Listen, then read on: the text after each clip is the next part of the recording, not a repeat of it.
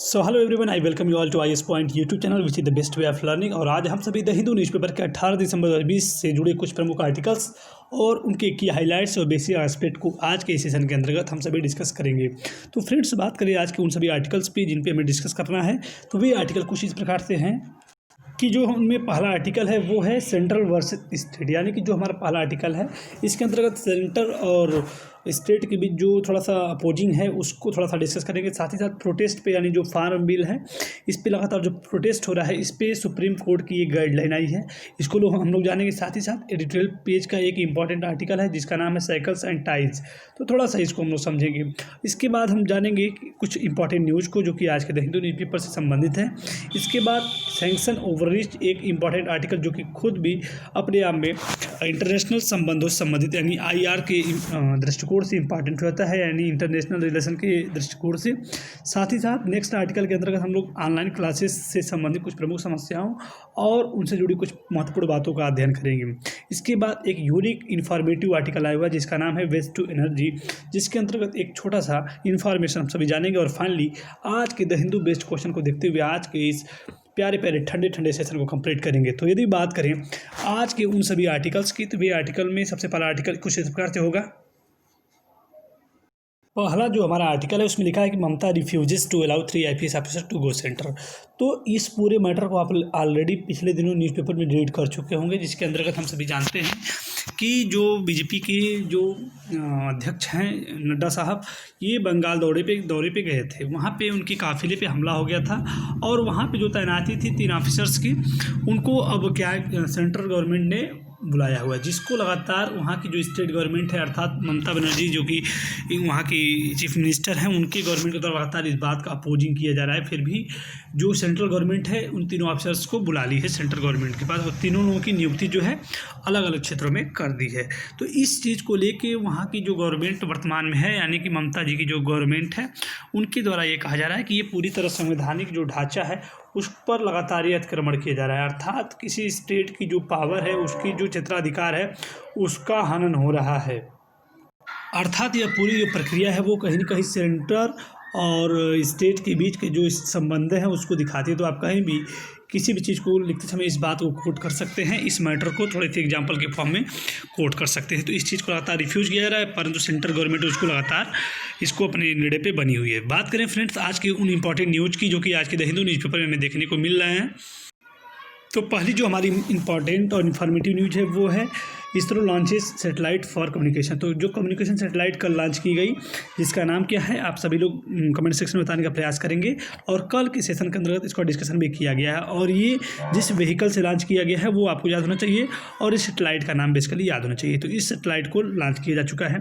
बात करें अगली न्यूज़ की, तो अगली न्यूज़ के अंतर्गत हम लोग ये जानेंगे कि इंडियाज़ की जो रिकवरी रेट है वो सबसे हाई है। ये गवर्नमेंट ने कहा है कि इंडिया की जो रिकवरी रेट है वो सबसे बेहतर है, जिसमें बताया जा रहा है कि इंडिया की जो रिकवरी रेट है लगभग 95.31% देखी जा रही है, जबकि ग्लोबल फिगर इसका 70.27% है, जो कि और भी ज़्यादा बेहतर है। तो कहीं ना कहीं बात करें यदि नेक्स्ट इंफॉर्मेशन, तो इसके अंतर्गत ये लिखा गया है कि सेंट्रल विस्टा प्रोजेक्ट जो है कास्ट राइजेस टू 13,450 करोड़, यानी कि जो सेंट्रल विस्टा प्रोजेक्ट, पहली बात तो ये आपको मालूम होना चाहिए कि सेंट्रल विस्टा प्रोजेक्ट क्या है। तो सबसे पहली बात ये है कि जो पुरानी संसद, जो पुरानी पार्लियामेंट थी, उसके स्थान पे नई पार्लियामेंट के गठन, और गठन मतलब उसका मतलब कि निर्माण, उस पार्लियामेंट हाउस का निर्माण करना ही सेंट्रल विस्टा प्रोजेक्ट कहलाता है। अर्थात इसके पहले जब इस प्रोजेक्ट की अनुमानित जो आय थी, यानी इसकी जो बनाने के जो पूरा कास्ट था, वो ये माना गया था कि 11,794 करोड़ रुपए इसकी अनुमानित रकम थी, इसको बनाने का टोटल खर्च था। लेकिन वर्तमान में जब इसकी अनुमानित आय जो है इनहेंस हुई है, बढ़ी है, वो बढ़ के कितनी हो गई है, तो 13,450 करोड़। तो ये थोड़ा सा आपको कहीं ना कहीं थोड़े से पॉइंट में आपको याद होना चाहिए कि उसकी जो एस्टिमेटेड कॉस्ट है वो इंक्रीज हुई है, बढ़ी है, 11,794 करोड़ से बढ़कर 13,450 करोड़ रुपये हो गई है। बात करें यदि आज के उन सभी आर्टिकल के जिन पे हमें डिस्कशन करना है, तो आज का जो हमारा सबसे पहला आर्टिकल होगा वो होगा कंटिन्यू प्रोटेस्ट सुप्रीम कोर्ट। तो ऑनरेबल कोर्ट ने ये कहा है कि ऑनरेबल सुप्रीम कोर्ट ने ये कहा है कि जो फार्मर्स हैं उनके पास कॉन्स्टिट्यूशनल राइट है, संवैधानिक अधिकार है कि वो अपने प्रोटेस्ट को कंटिन्यू कर सकते हैं। अर्थात साथ ही साथ आपको प्रोटेस्ट के आधार पर हमने पिछले दिनों भी आर्टिकल पढ़ाया था, जिसके अंतर्गत ये बताया था कि आप प्रोटेस्ट कर सकते हैं, कि आप कोई भी पर्सन हो या कोई भी संस्था हो प्रोटेस्ट कर सकती है, लेकिन जो प्रोटेस्ट है अपने हकों के लिए, वो प्रोटेस्ट हर आदमी कर सकता है, अपने राइट्स के लिए वो कर सकता है। लेकिन इन हकों के अंतर्गत, इन प्रोटेस्ट के अंतर्गत किसी दूसरे पर्सन के जो राइट है वो बाधित न हो, वो किसी प्रकार अतिक्रमित न किए जाएँ, उनकी भी सुरक्षा उस व्यक्ति की मतलब कि परम जिम्मेदारी। अर्थात अपने हक के लिए प्रोटेस्ट तो कर सकते हैं, लेकिन उस प्रोटेस्ट के अंतर्गत दूसरों के हकों का भी संरक्षण होना चाहिए। ये बातें कही गई। साथ ही साथ ये भी कहा गया कि supreme court, honourable supreme court के द्वारा, कि ये जो पूरी मैटर है इसको आपसी बैठक से, आपसी बात से सुलझाया जा सकता है। कहीं ना कहीं अपने आप में अच्छी बातें कही गई। बात करें नेक्स्ट आर्टिकल की, तो नेक्स्ट आर्टिकल में हम देख पा रहे होंगे लिखा हुआ है सैंक्शन ओवररीच। तो सैंक्शन जो यूएस के द्वारा, पिछले दिनों हमने आर्टिकल के अंतर्गत पढ़ा कि यूएस ने जो टर्कीज पे सैंक्शन लगाए हैं, बेसिकली टर्की के ऊपर जो सैंक्शन लगाए हैं, उसने क्योंकि S-400 missile system, defence system क्या है, खरीदने का प्रयास किया है रसिया के द्वारा। तो ये कहीं ना कहीं ये दिखाता है कि अगर इंडिया भी अगर S-400 मिसाइल डिफेंस सिस्टम की बात करें, ये सिस्टम इंडिया भी इसको मतलब कि इसको खरीदने के मतलब कि चक्कर में पड़ा हुआ है। अर्थात हम बात करें कि US should realize it can not be dictates terms in change global order with new powers. देखिए, अगर बात करें तो पिछले दिनों टर्की के जो वहाँ के प्रेसिडेंट हैं रसिप तैयब अर्दोगन, वो लगातार विवादों में घिरे रहते हैं।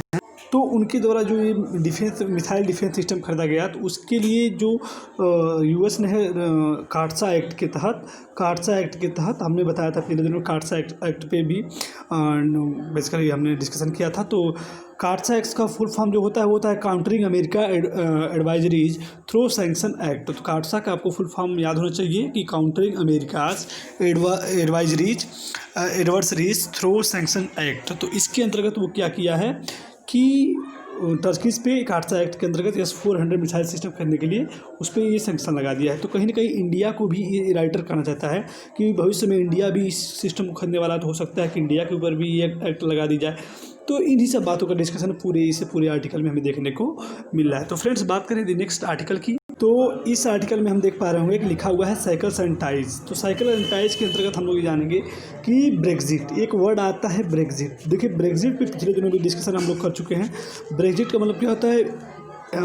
एग्जिट ऑफ ब्रिटेन फ्रॉम यूरोपीय यूनियन, EU से, यानी कि एग्जिट ऑफ ब्रिटेन फ्रॉम यूरोपीय यूनियन, यानी कि यूरोपीय यूनियन से ब्रिटेन का अलग होना ही ब्रेक्जिट कहलाता है। तो जो ब्रिटेन है पूरी तरह यूरोपीय यूनियन से क्या हो चुका है? एग्जिट कर चुका है। एग्जिट कर चुका है। अब उसके बाद वो फ्री ट्रेड एग्रीमेंट के तहत अन्य देशों के साथ मिल रहा है।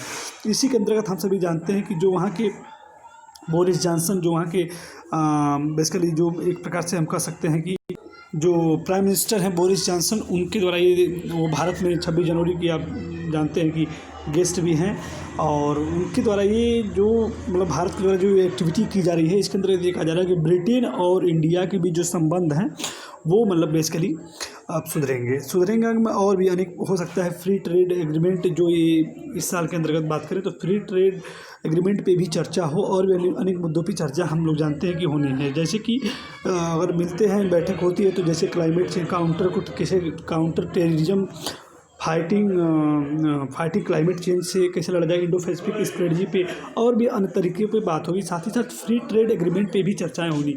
अर्थात कोरोना वैक्सीन की दवाई से लेकर चाहे इकोनॉमिकल कंडीशन, इन सभी चीज़ों पे और फ्री ट्रेड एग्रीमेंट के साथ साथ ब्रिटेन और इंडिया के जो संबंध हैं, इसमें किस प्रकार के परिवर्तन होंगे, इन्हीं सब बातों की चर्चा इस पूरे आर्टिकल में हमें देखने को फ्रेंड्स मिल रही है। तो कहीं ना कहीं आपको ब्रेक्जिट मालूम होना चाहिए, और इंडिया और ब्रिटेन के संबंधों पर लगातार निगरानी रखनी चाहिए, क्योंकि ये 26 तारीख तक ये लगातार बने रहेंगे, क्योंकि ये लगातार ऐसी मतलब कि यहाँ से इंडिया की कनेक्टिविटी बढ़ रही है। फ्रेंड्स, बात करें नेक्स्ट आर्टिकल की, तो ये जो आर्टिकल देख पा रहे होंगे माइल न्यूट्रिशन पे डिपेंड है, जिस पे अगले दिन भी चर्चा हो चुकी है। देखते हैं फ्रेंड्स नेक्स्ट आर्टिकल को, जिसमें लिखा हुआ है कि what challenge do online classes pose. देखिए, ऑनलाइन क्लास के लिए क्या क्या चैलेंजेज हैं, क्या क्या चैलेंजेज टास्क है, उन पर चर्चा इस पूरे आर्टिकल में हमें देखने को मिलती है। तो यदि बात करें इस आर्टिकल की, तो फ्रेंड्स इस पर हम लोग डिस्कशन भी पिछले दिनों भी लगातार अच्छे से कर चुके हैं, आज भी आया तो हम लोग मानेंगे। देखिए, चैलेंज ऑनलाइन क्लास की बात करें तो आज हम लोग भी अगर एक दूसरे से मिल रहे हैं तो वो ऑनलाइन प्लेटफॉर्म के माध्यम से मिल रहा है।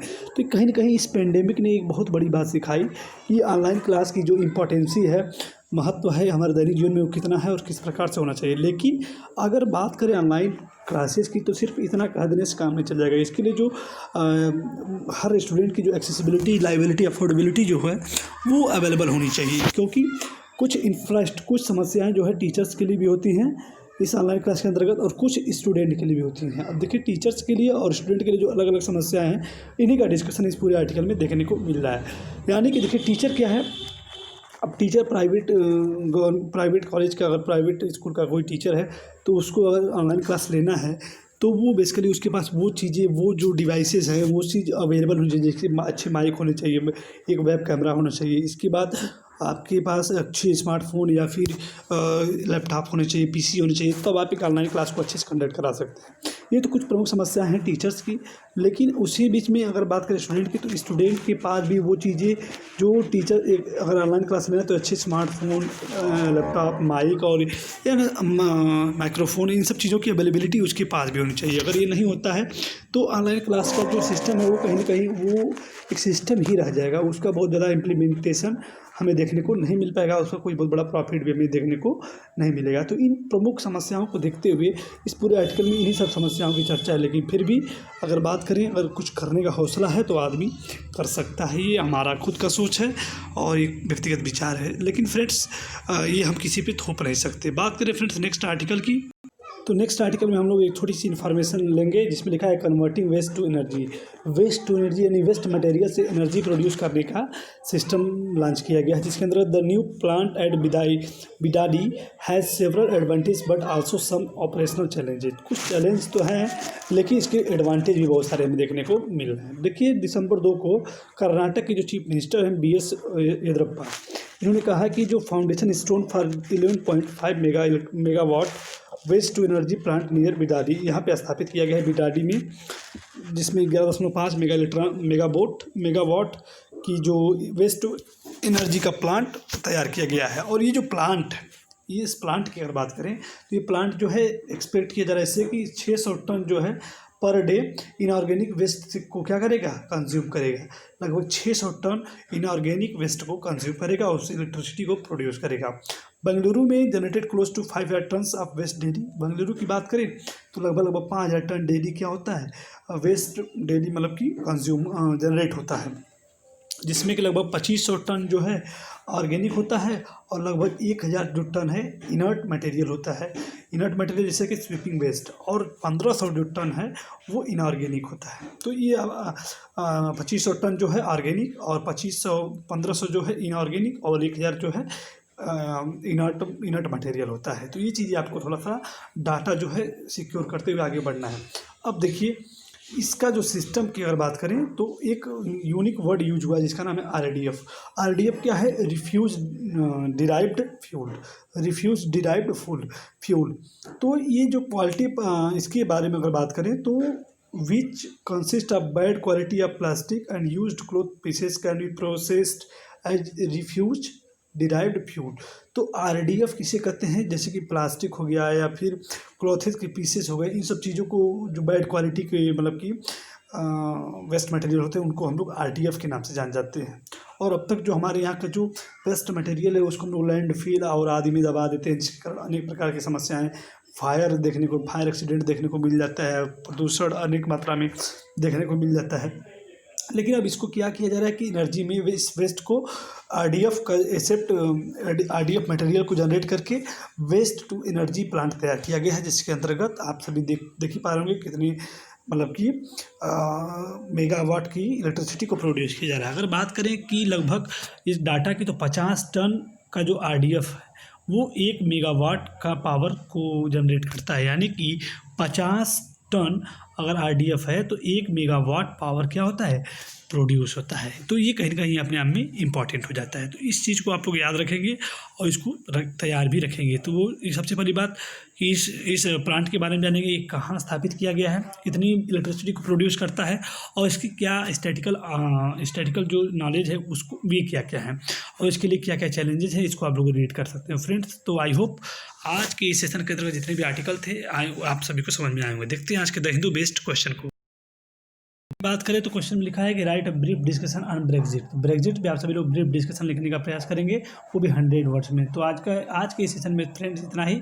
और जितने भी फ्रेंड्स हिंदी मीडियम से तैयारी करने वाले हैं उन सभी के लिए मैं इन्फॉर्मेशन ये देना चाहूँगा कि यदि आप हिंदी मीडियम से हो या इंग्लिश मीडियम से, आपको द हिंदू रीड करना है, क्योंकि एक अच्छी नॉलेज को गेन करने के लिए आपको अच्छी मेहनत करनी पड़ेगी। और साथ ही साथ अगर हर दिन आप सस्टेनेबिलिटी आप दिखाएंगे पढ़ने में, समझने में, और डेली रीड करेंगे तो एक से बढ़ते बढ़ते आप 50 तक पहुंच जाएंगे, आपको अंदाज़ा भी नहीं लगेगा। तो इतना ही कहूँगा। अगले सीजन में फिर अगर आपको कोई दिक्कत है तो कमेंट सेक्शन में ज़रूर बताने का प्रयास करेंगे, और अगले दिन फिर आपको और इससे जुड़ी कोई भी समस्या होती है तो उससे रूबरू होने का हमारे साथ मौका मिलेगा। तो फ्रेंड्स आज के सेशन में इतना ही। आई होप ये सेशन आप सभी के लिए हेल्पफुल रहा होगा। तो आज के लिए इतना ही, अगले दिन फिर मिलेंगे, तब तक के लिए बाय बाय, नमस्कार, धन्यवाद।